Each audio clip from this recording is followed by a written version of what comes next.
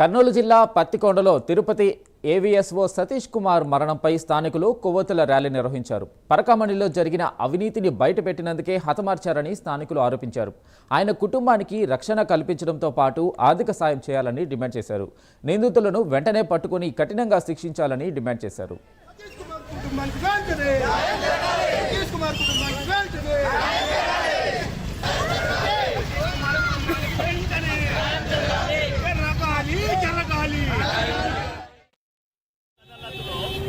దానికి రాజీ చేసి ఆ అబ్బాయికి దానికి ఆ కేసు మాఫీ చేపించినారు.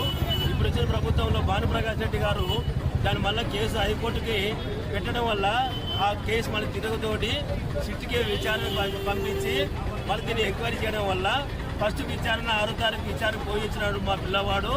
ఆ పిల్లవాడు చాలా ఆనెస్ట్ ఆఫీసరు. నిన్న మళ్ళా శుక్రవారం రోజు రెండో విచారణ పోతుంటే ఖచ్చితంగా మా పేర్లు బయటకు వస్తాయని చెప్పేసి దీంట్లో ఉన్న పెద్దలు దీన్ని హత్య చేసి ఆత్మహత్య చేసినట్టు చెప్పేసి చిత్రీకరిస్తున్నారు.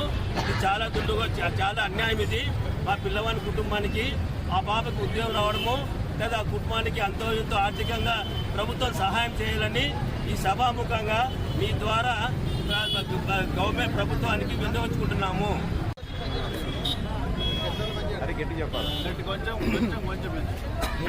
నా పేరు శ్రీహారెడ్డి, నేను సతీష్ వాళ్ళ తమ్ముడిని. మీడియా మిత్రులకి మొన్న నుంచి తెలుపుతున్నాను. మళ్ళీ ఈరోజు కూడా మన ఊరిలోన మన వీధి ప్రజలు, మన ఊరి మిత్రులు అందరూ కలిసి ఈరోజు ఈ కార్యక్రమం చేస్తున్నామండి.